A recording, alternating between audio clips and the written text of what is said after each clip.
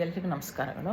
ಇವತ್ತು ನಾನು ನಮ್ಮ ದೇಹದಲ್ಲಿ 7 ಚಕ್ರ ಇದೆ ಅಂತ ಮೊದಲು ಹೇಳಿದ್ನಲ್ಲ, ಆ ಚಕ್ರಗಳಲ್ಲಿ ನಾವು ಲಿಂಗವನ್ನು ನಾವು ಧ್ಯಾನ ಮಾಡುವಾಗ ಲಿಂಗಗಳನ್ನು ಇಟ್ಬಿಟ್ಟು ಮಾನಸ ಪೂಜೆನೂ ಮಾಡ್ಬೋದು.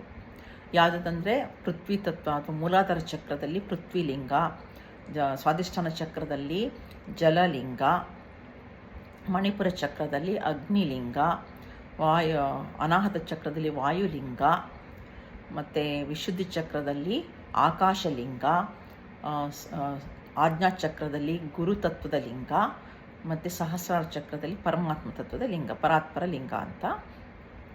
ಎಲ್ಲದಕ್ಕೂ ನೀವು ಏನೇನು ನಿಮಗೆ ಇಷ್ಟನೋ, ಈಗ ಜಲಾಭಿಷೇಕ, ಹಾಲಿನ ಅಭಿಷೇಕ, ಮೊಸರಿನ ಅಭಿಷೇಕ, ಪಂಚಾಮೃತ ಅಭಿಷೇಕ, ಆಮೇಲೆ ದತ್ತೂರ ಫಲ ಮತ್ತು ಬಿಲ್ವಪತ್ರೆ ಎಲ್ಲ ಸಮರ್ಪಣೆ ಮಾಡ್ಬೋದು. ಧೂಪ, ದೀಪ, ಆರತಿ ಮಾಡೋದು, ಹೂವೆಲ್ಲ ಹಾಕೋದು, ಯಾವುದು ನಾಗಲಿಂಗ ಪುಷ್ಪವನ್ನು ಹಾಕ್ಬೋದು, ಚಿನ್ನದ ಹೂಗಳು, ಆಮೇಲೆ ನವರತ್ನಗಳನ್ನು ನಿಮ್ಗೆ ಏನೇನು ಇಷ್ಟ ಆಗುತ್ತೋ, ಆಮೇಲೆ ಬೆಳ್ಳಿ ಕವಚ, ಬಂಗಾರದ ಕವಚ ಅಥವಾ ವಜ್ರದ ಕವಚ, ಮುತ್ತಿನ ಏನು ಬೇಕಾದ್ರೆ ಎಲ್ಲ ಮಾಡ್ಬೋದು.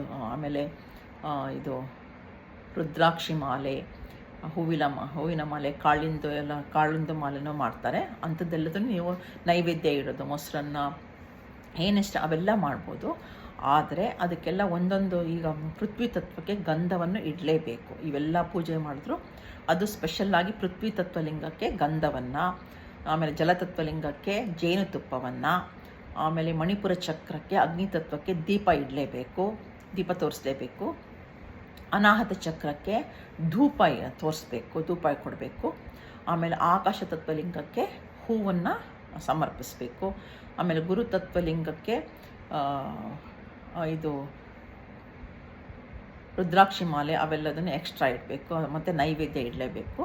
ಪರಮಾತ್ಮ ತತ್ವಲಿಂಗಕ್ಕೆ ನಿಮಗೆ ಏನೇನು ಇಷ್ಟ ಆಯಿತು ಅವೆಲ್ಲ ಇಟ್ಬಿಟ್ಟು ಅದಕ್ಕೂ ಅದು ರುದ್ರಾಕ್ಷಿ ಮಾಲೆ, ಆಮೇಲೆ ಇದಕ್ಕೆಲ್ಲ ಆಕಾಶ ತತ್ವಲಿಂಗಕ್ಕೆ ನೀವು ಸೌಂಡನ್ನು ಅಂದರೆ ಯಾವ್ದಾದ್ರು ಒಂದು ಇದೆಲ್ಲ ಇರುತ್ತಲ್ಲ, ನಾವು ಇನ್ಸ್ಟ್ರೂಮೆಂಟ್ಸ್ ಎಲ್ಲ ಇರುತ್ತಲ್ಲ, ಅದನ್ನು ಕೂಡ ನೀವು ಒಂದೊಂದು ಅದರಲ್ಲಿ ಶಂಖ ಉತ್ತೀನಿ, ಇದು ಡಮರು ಬಡಿತೀನಿ, ಇವೆಲ್ಲದನ್ನು ನೀವು ಹೇಳಿಬಿಟ್ಟು ಪೂಜೆ ಮಾಡ್ಬೋದು. ಇದು ಧ್ಯಾನ ಮಾಡುವಾಗ ಆ ತತ್ವಗಳಿಗೆ ತಕ್ಕನಾಗಿ ಶಿವಲಿಂಗವನ್ನು ಜ್ಞಾಪಿಸ್ಕೊಂಡು ಇದನ್ನು ಧ್ಯಾನದಲ್ಲಿ ಮಾಡ್ಬೋದು. ಧನ್ಯವಾದಗಳು.